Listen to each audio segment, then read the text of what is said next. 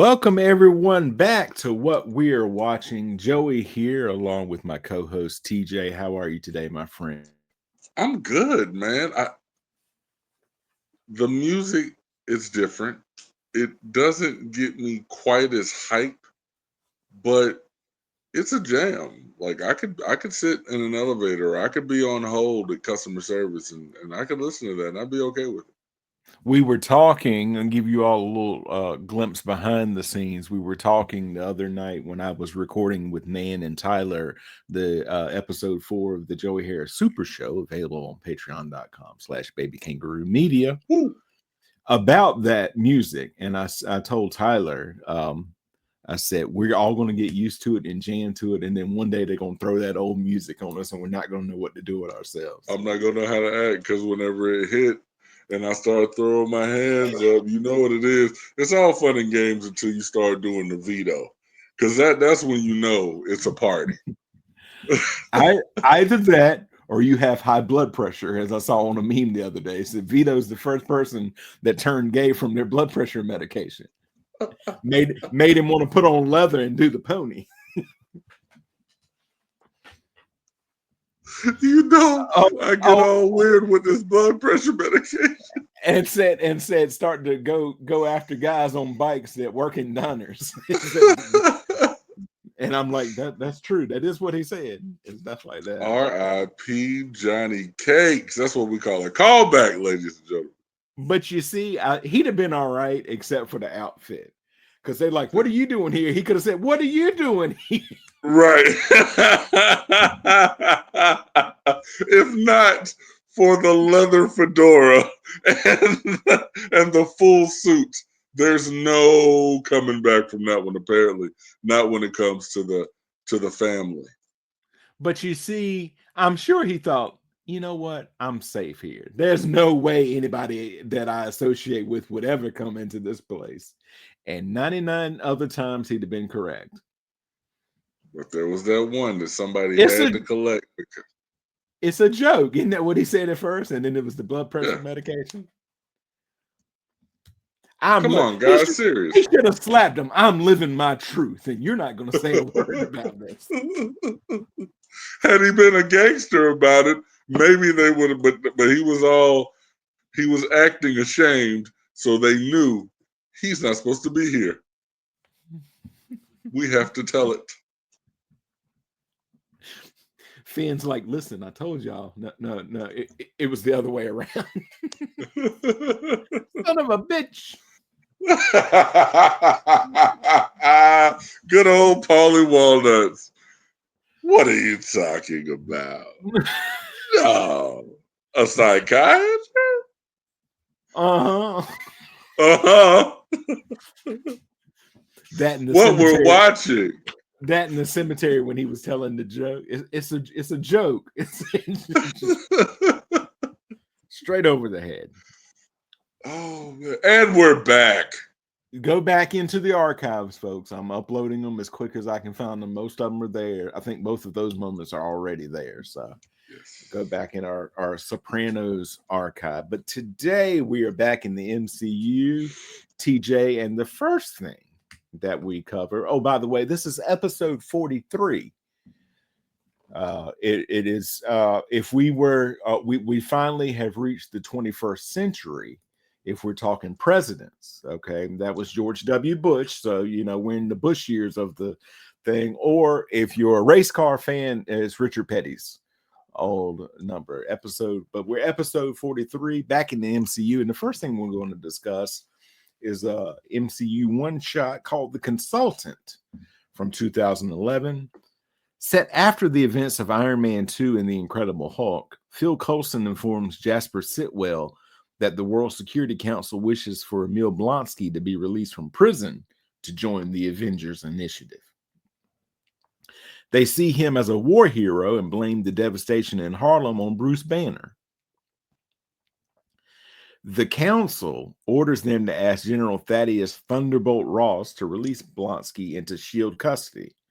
As Nick Fury does not want to release Blonsky, the two agents decide to send a patsy to sabotage the meeting. Coulson reluctantly sends the consultant Tony Stark. And Tony Stark.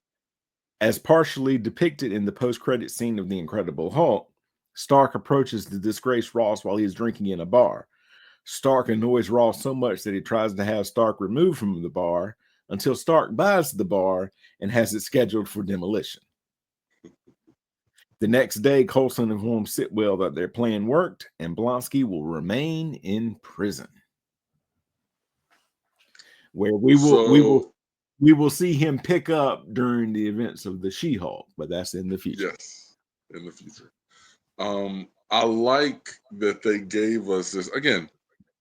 Kudos to Marvel for realizing that there's space between, and at this time they didn't have any shows like that on where they could show these in between moments. So something funny happened on the way to Thor's hammer. Again, we knew Phil Coulson was going to Thor's hammer. We saw in the post-credit scene where he's arrived at it, and then obviously we saw Thor now getting the opportunity to see this one shot, bringing Sitwell in because Sitwell's important, folks. This is what we call a team. But so yeah, bringing Sitwell in, showing how the behind the scenes essentially of why they chose Tony to go and talk to Thunderbolt, and how close we were to getting Blonsky in the Avengers as opposed to Bruce Banner. I mean, again, all that background is great. Absolutely. So let's get a little background to the On the background. background. Yep. At the 2011 San Diego Comic-Con, Marvel announced that the Consultant would appear exclusively on the Thor Blu-ray release on September the 13th, 2011. It was directed by Latham and written by Eric Pearson with music by Paul Oakenfold. The short was filmed over 2 to 3 days. Clark Gregg and Maximiliano Hernandez returned to portray Agent Phil Coulson and Agent Jasper Sitwell, respectively, from the films. They're joined via archive footage by Robert Downey Jr. as Tony Stark, the Consultant, William Hurt as General Thaddeus Thunderbolt Ross, and Tim Ross as Emil Blonsky in his Abomination form. Co-producer Brad Winderbaum said the producers wanted to paint a picture of S.H.I.E.L.D. pulling the strings and being responsible for some of the events seen in the film. What better character to represent this idea than Agent Coulson, the first S.H.I.E.L.D. agent we were introduced to in the first Iron Man film? Greg said he was told about the short film program in the same phone call that warned him Coulson would die in the Avengers. So, spoiler alert, folks. The actor noticed that the one-shots could then provide more information on Coulson and build the audience's relationship with him and make his death in the film more impactful. The Consultant was written after a funny thing happened on the way to Thor's hammer, due to the latter taking up 80% of the budget Marvel reserved for the two shorts. So they're short money, leaving a remaining budget for two guys talking. To help with this, Pearson included Sitwell in the short, who had a minor role in Thor, and had him and Coulson brainstorming a way to deal with this red tape bureaucratic politics of the Avengers Initiative. So it's one of those things like if you watch a TV show, folks, and they have what's known as a bottle episode where it doesn't affect all of the chronology over there, and it's usually contained to one scene or one location. That's why it's budgetary reasons. They're like, we'll give you $1 million for these 3 episodes. And you know that episode 1 and episode 3 are going to take out approximately 850,000 of that million. Right. You're like, hey, we're going to leave you in this room for episode 2. And Joey and TJ are handcuffed together. And they've got to get the key from a dog that doesn't like either one of them. Nice. I can actually see that episode being quite funny. I don't know if we will be cuffed together for long though, man. I feel like we will figure it out. Oh yeah. No. We'd like chase the dog and stuff like that, but I go and get him, and you like, no, he's coming this way, and you jerk me this way, and shenanigans will ensue. Shenanigans will ensue. I will find as long as there's some Bologna close by. I think we can get the key back from this dog. We're not chasing the dog because You recently small fella. I'm still, a whole house. I don't have the energy to chase a dog around. Because they just think you're playing. They don't know about the key that's around the neck. About halfway through, you're like, listen, I got some bologna here. You want a key? There's a key right here. Eat this key. The dog does eat that key and drops the one that it has. So we unlock ourselves finally. And then we go to leave, and you're like, hey, is there a key to this door? Where's that bologna? Daggum jigsaw. Yeah. In the middle of it, a guy just pops up from the middle of the floor. How long have you been there? Do you want to play a game? No, I do not. I do not. Oh, okay. Well, maybe next time. I'm in the wrong room. Hey, you want to take your creepy puppet with you?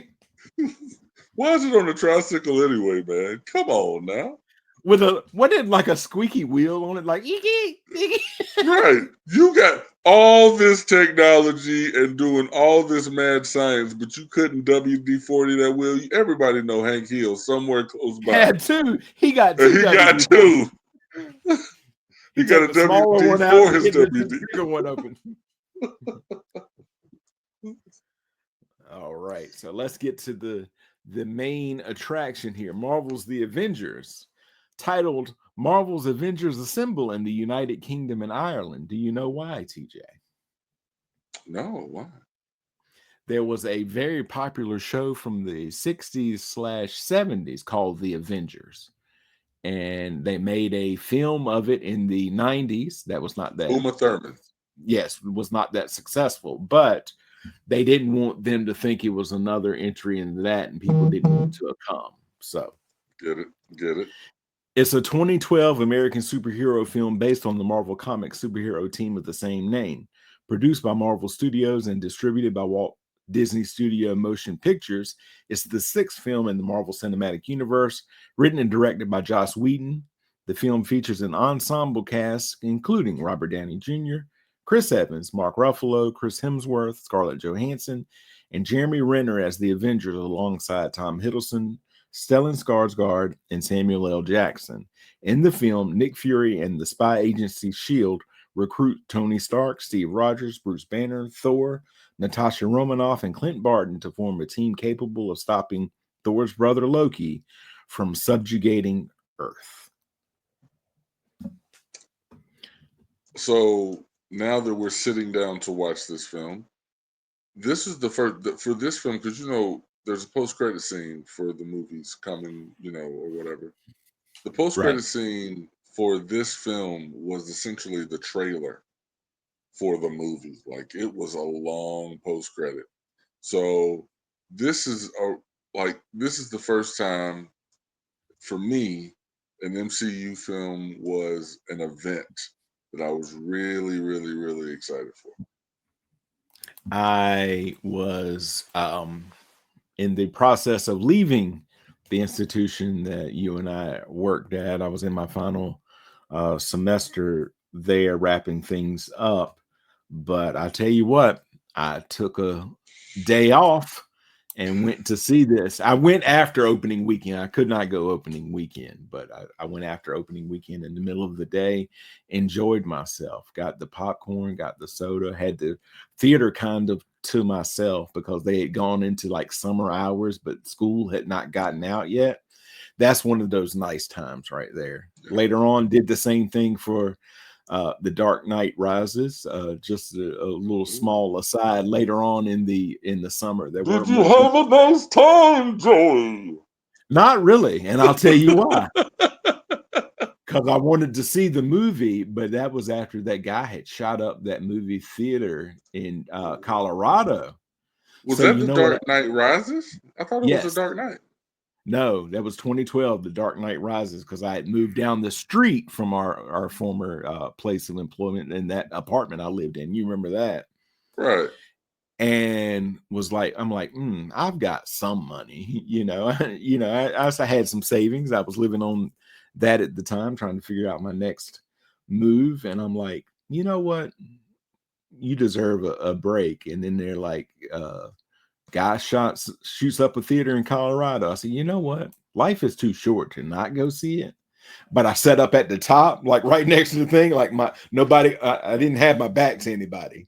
My back was to the theater wall. And I'm like, Right. I was in constant movement, trying to look and all of that. So It was a good movie.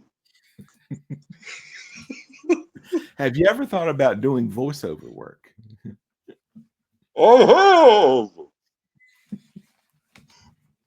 They will disappoint you. I will break you. You're like half Bane, half like Count Chocula.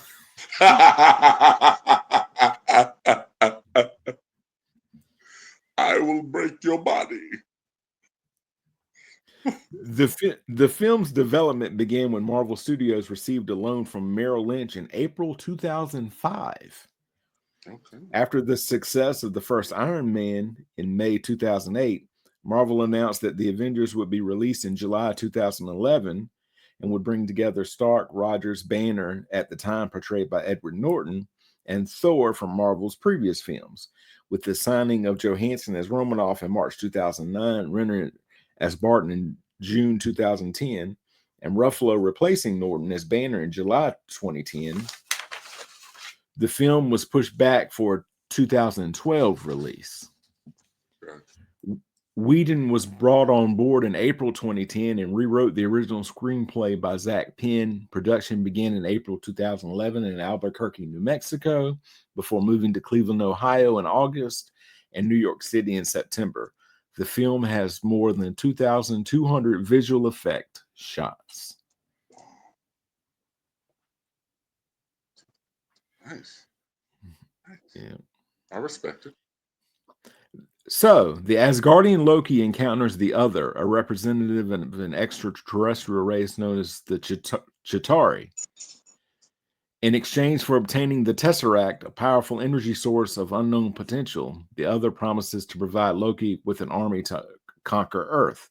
Nick Fury, director of the covert agency S.H.I.E.L.D., arrives at a remote research facility where physicist Dr. Eric Selvig is leading a team studying the Tesseract. It suddenly activates and opens a portal, allowing Loki to reach Earth. Loki steals the Tesseract and uses his scepter to enslave Selvig and others, including Clint Barton, to aid him. Hawkeye. Where's your buddy the Hawk? Where's the Hawk? Well, you know, he sees better up there. But no, so welcome back, Loki. I thought you were dead. This is a trend that we are going to see with this young man. Tom Hiddleston just showing up, looking all extra greasy. I just feel like space is just greasy the way he showed up. But we get Hawkeye and we realize he's pretty badass. Oh, for sure.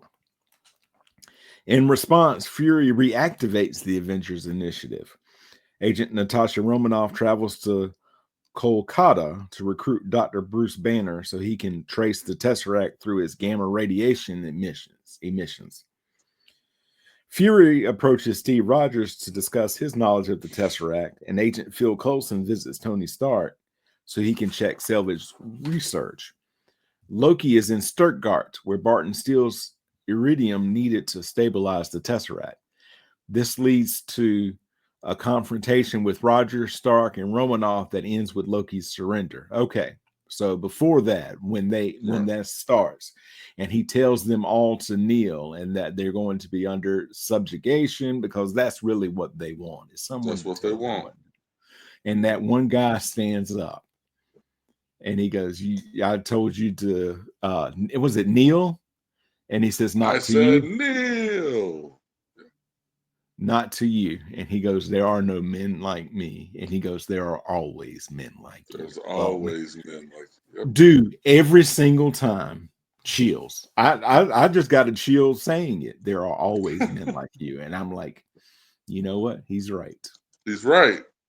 1,000% he's right. And that line was delivered perfectly. Like that scene, an interaction between them, Because I mean, looking at where they were, the way that the man spoke, the way he held his hat in his hands. I mean, like that was just a powerful, powerful moment. And Tom Hiddleston, props to the guy, the would be king, stood there like a would be king, and yeah, so powerful moment happening right before some action.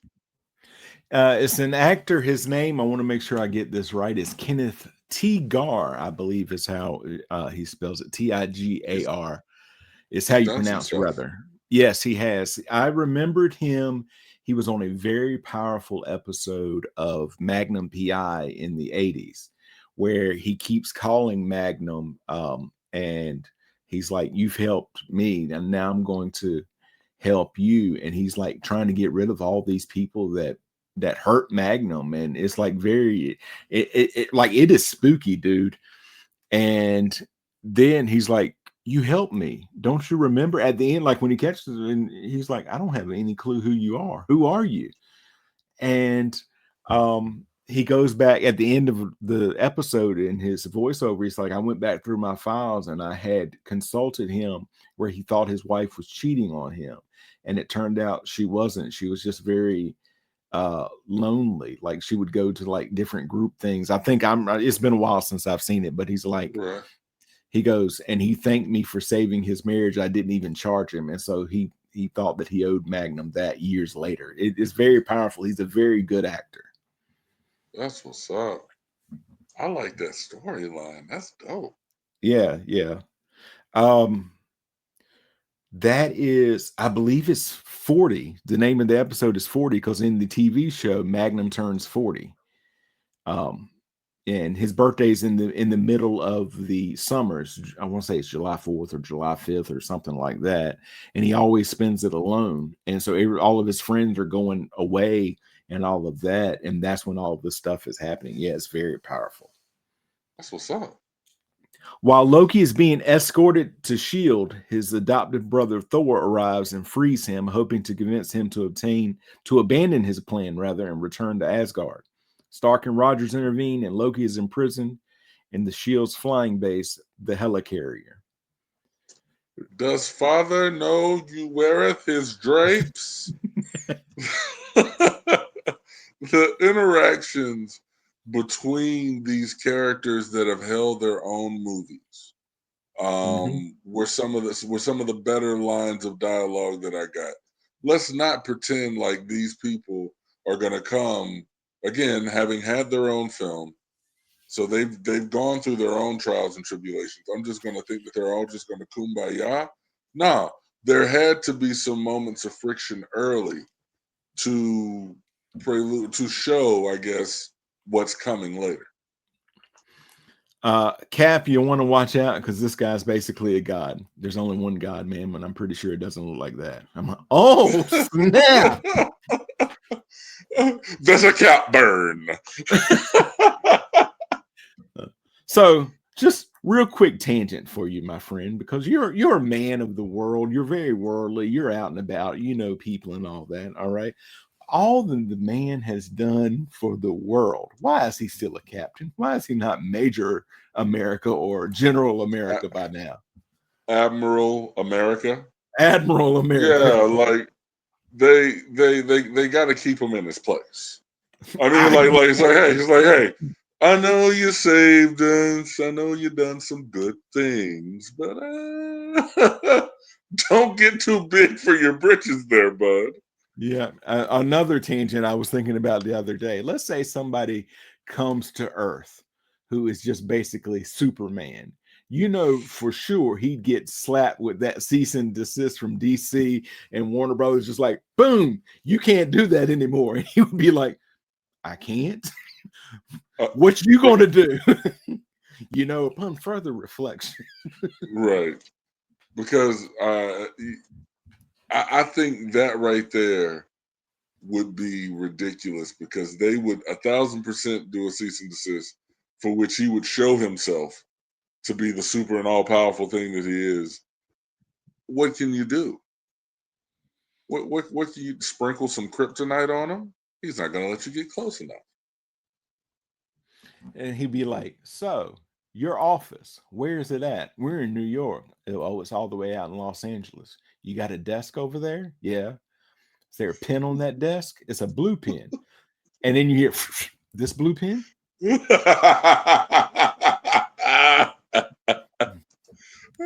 And then you can slowly hear Patrick in the background pissing, because that's the scariest daggone thing that could happen. This person shows you they're that fast. You could have just showed up in the room. No, no, no, no, no. For good measure, I'm gonna go there, grab your pen, come back, and man. TJ, I'm gonna give you a compliment. This is what I love about TJ, and I've told you this before.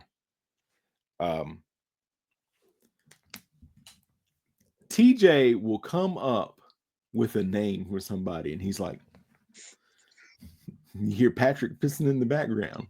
He gives him a name. Usually it's Sebastian. If somebody is up to no good, it's usually Sebastian. Yeah, Sebastian's he's a criminal.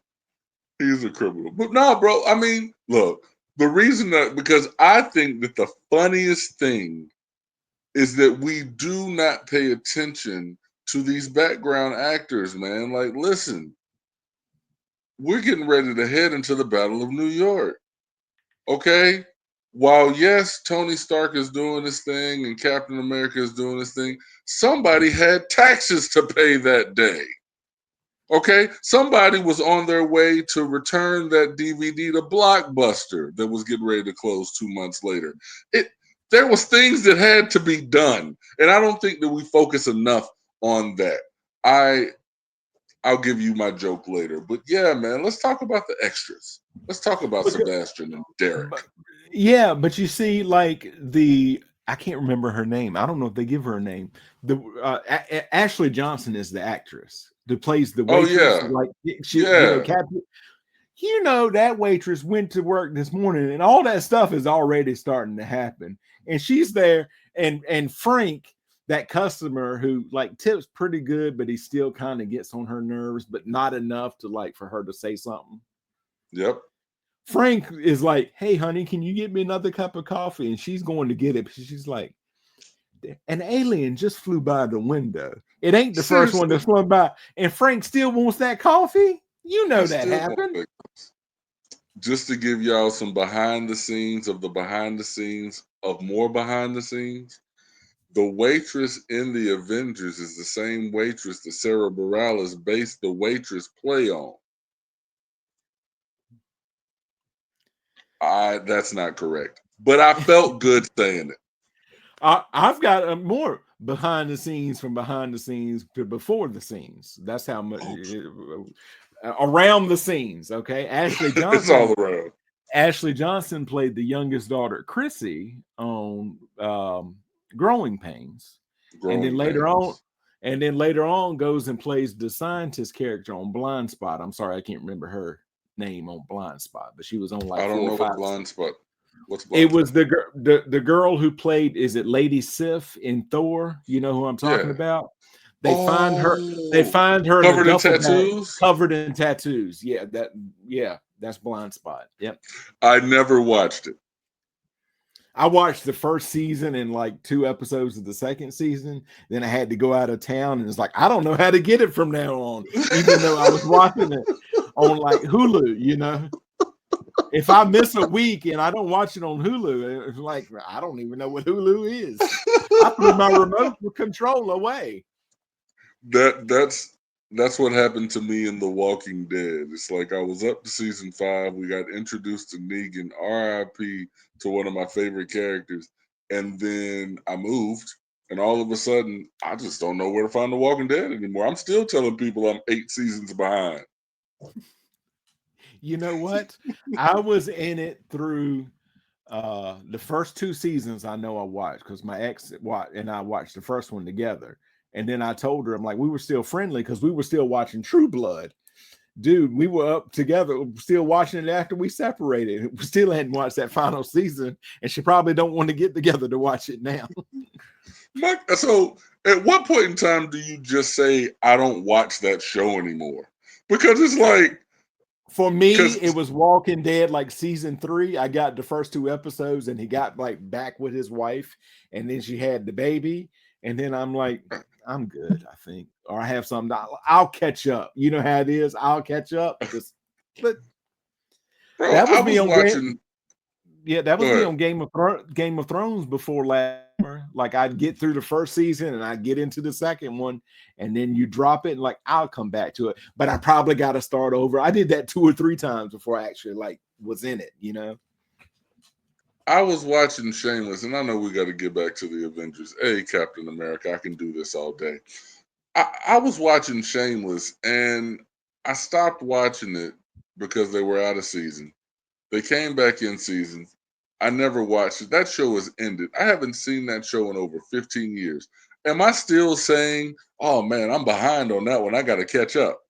Can I just say I don't want to watch the show anymore? Like, I don't. Yes, you can definitely say that. Now, if you do want to finish, there is a point, I believe it's 3 years, that you got to start over and watch it from the beginning. I would have to start over and watch it from the I don't beginning because I I don't. don't make I don't make the rules, I just follow them. Yeah, no, bro, 15 years. Yeah, I gotta watch it again.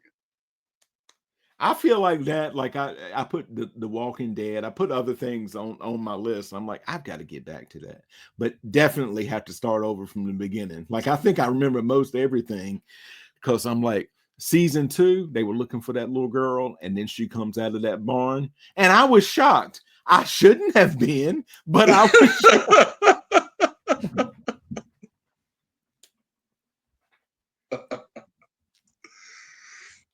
And we're back. The Avengers disagree on how to approach Loki and become argumentative once they realize S.H.I.E.L.D. plans to use the Tesseract to create weapons of mass destruction to use against extraterrestrial threats. During the argument, Loki's agents attack the helicarrier, and Banner transforms into the Hulk in the chaos. Stark and Rogers restart the damaged engine while Thor attempts to stop the Hulk's rampage. Romanoff subdues Barton, freeing him from Loki's influence.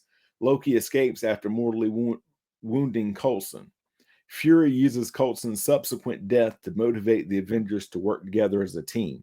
Loki uses the Tesseract and a generator Selvig built to open a portal above Stark Tower in New York City to bring his Chitauri fleet and start his invasion. So, earlier in the film, Tony Stark says, "That man's playing Galaga," and then the movie turns into Galaga. Big facts it did. I need to point because you mentioned Fury using Coulson's subsequent injury because I don't want to call it a death. I saw him in Agents of S.H.I.E.L.D. the other weekend. But his injury, he got stabbed mortally in the chest. There's no way to survive that. He got stabbed in the chest. Okay. Fury then goes to Coulson's locker, gets his Captain America trading cards, and then goes back to his body. And like a child playing in the sand, dips those cards in Coulson's blood and then Right. brings the cards to the guys so that they can look at it. Like, come on, man. Like, I'm sitting there just laughing hysterically whenever I did a rewatch recently because I'm like, yeah, Fury really did have to play in the blood to get them covered. But hey, whatever you got to do to get the team motivated. Right. Right. Oh, goodness. Rogers, Stark, Romanoff, Barton, Thor, and Hulk work together to protect New York from the Chitauri. The Hulk incapacitates Loki. Boom, boom, boom. Puny Puny guy. God. While Romanoff learns from Selvig, now freed from Loki's mind control, that Loki's scepter can shut down the generator. Fury's superior from the World Security Council attempt to end the invasion by launching a nuclear missile in Midtown Manhattan. Stark intercepts the missile and flies it towards the Chitauri fleet through the wormhole. The missile destroys the Chitauri mothership and disables their forces on Earth. All right, so one quick thing, because I am running low on time, I want to be very mindful of your time as well. All right. Pepper Potts, in charge of the Stark Empire. Tony did that for her. All right. Wonderful person, wonderful companion, and later wife for Tony. Wonderful mother, spoiler alert, to their daughter. Hmm. Wonderful employer, it looks like. However, in my mind's eye, she does have one job that is above all the others, and that is when your loved one slash husband slash father of your child slash employer calls you, you pick up the telephone, Pepper Potts. Always got to pick up the phone. Always got to pick up that phone because you never know if this is going to be the last phone call you're going to get from me. Right. Answer that And it's phone. like and it's like right here, right? It's like right there. And they're all looking at it. What's gonna happen? I'm worried about Tony. Well, I mean, he's right there, Right. literally. No, one thing I will say though, and I have that because I like to once you do like we do, and you're watching something not just for entertainment, but you're actually studying it. When you see, I like this when it's done in practical time because we've watched stuff for years, Joel. You and I come up as product of the '80s and the '90s when there's countdowns to everything.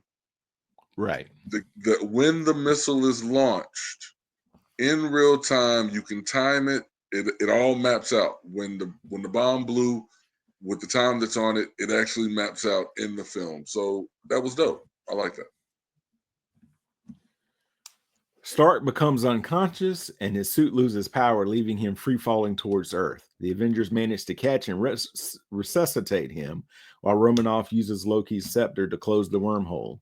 In the aftermath, Thor transports and imprisons Loki and the Tesseract to Asgard, where Loki will face justice in Asgard.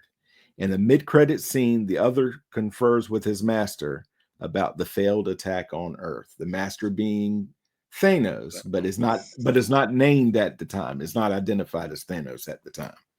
Although if you're familiar with the comics, you know who it was, but he is not identified on camera. All right, the film was released by Walt Disney Studios Home Entertainment on Blu-ray disc, Blu-ray 3D, DVD, and digital download on September the 25th in the United States and as early as August the 29th in various international markets. The film was also collected in a 10-disc box set called Marvel Cinematic Universe Phase 1 Avengers Assembled, which includes all of the Phase 1 films in the Marvel Cinematic Universe. This box set was released on April the 2nd, 2013. Walt Disney Studios Home Entertainment subsequently released the film on Ultra HD Blu-ray on August the 14th, 2018. In July 2024, now I usually cut all of these international things out, but I did think that this was pretty interesting. In July 2024, a Lakota language dub of the film became available on Disney Plus. Downey, Evans, Hemsworth, Ruffalo, Johansson, and Renner reprised their roles to re-record their lines, with the project spearheaded by Ruffalo. Ruffalo had a previous relationship with the Lakota people and was looking to help further the Lakota's efforts to help revitalize their language. That is awesome. Yeah. You said that's July 2024? Yes. So it is currently available on Disney Plus. You can get it in the Lakota language with dialogue redubbed in the Lakota language by most of the original actors. That is awesome. So the Avengers grossed $623.4 million in the US and Canada and $895.5 million in other territories for a worldwide total of $1.519 billion, making it the third highest grossing film of all time, the highest grossing film of 2012, the highest grossing comic book adaptation, the highest grossing superhero film, and the highest grossing film ever released by Walt Disney Studios at the time of its release. It was an event. So, critical response. The review aggregator Rotten Tomatoes reported an approval rating of 91% with an average score of 8.1 out of 10 based on 368 reviews. Thanks to a script that emphasizes its heroes' humanity and a wealth of superpowered set pieces, The Avengers lives up to its height and raises the bar for Marvel at the movies. Metacritic, which uses a weighted average, assigned the film score of a score of 69 out of 100 based on 43 reviews. Audiences polled by CinemaScore gave the film a rare A+ grade on an A+ to F scale. And the movie has had thus far 3 sequels: Avengers Age of Ultron, Avengers Infinity War, and Avengers Endgame. That's one thing that I think that I can say I like about Marvel characters. They are flawed. Their Right. heroes are flawed. And they're beatable. It's like as strong as Iron Man is, catch him before he puts the suit on. Right. Like, so it's like that they are beatable. Same thing with Doc Strange, Black Panther. Everyone has a kink in their armor. So yeah, I like the storytelling. I like the Avengers. This was a well put together movie, and I was curious as to how you are able to put all these stars in one film together and make it work. And they did it however many times. Originally, my notes were almost 100 pages. I condensed it very, very much, but there is a couple of things that they mentioned is that they had to start shooting and have most of the film done before Thor or Captain America came out. And they're like, what if audiences don't like Thor or Captain America? They're like, we don't, they're like, we now have, we're now committed. And so they rolled the dice on the commitment. And I can't think of it, TJ. Because that was raised in the film. Like, what are you without the soup? What does he say? Billionaire, something, philanthropist, Billionaire, philanthropist, playboy. playboy. But it's like billionaire, something, philanthropist, playboy, right? Billionaire, genius, philanthropist, Billionaire, playboy. genius, philanthropist. Yeah, he calls himself a genius as well. Right. So there is all of that. But folks, for our next episode of what we're watching, episode 44, here's what's next. TJ and I are going to take all the phase 1 films, and we discussed it before we started recording, that we're going to rank all of our phase 1 films. And because I said I'd seen another group do this, because we're ranking everything that actually has occurred in phase 1, we're going to include Captain Marvel in our rankings of phase Make 1. a list. So it's another list episode. It's a They love their list. list. They love I their list. like lists. In the meantime, folks, let's see if I can get it right. And in between time, this is what you're going to do. If you're watching this, thank you so very much. Subscribe right over there. Hit the notification bell. You'll get notified every time we drop a new episode. I am going to make it easy for you. JoeyHarrisComedy@gmail.com, at the Joey Harris on all social media, patreon.com/babykangaroo media. TJ, go ahead and plug in everything you got. Hey man, I'm just TJ. If you want to hear more from me, check out the Joey Harris podcast. Also, subscribe to Baby Kangaroo Media so that you can check me out in the Artist Corner. I've got 2 episodes up with some great actors. I've got an actress. I've got her episode being edited right now. And I got some more surprises for you. So stay tuned in. That's all I got. You can hear it here first because I just did it yesterday. All right. If you subscribe to the Patreon, your first month is once again 20% off. That means it's only $4 for your first month when you use the promo code Joey at checkout. Too easy. Too easy. That's cheaper than a chicken sandwich. Get it. Yep. So TJ, as always, thank you. I love you, my brother. And we will talk to you all next time.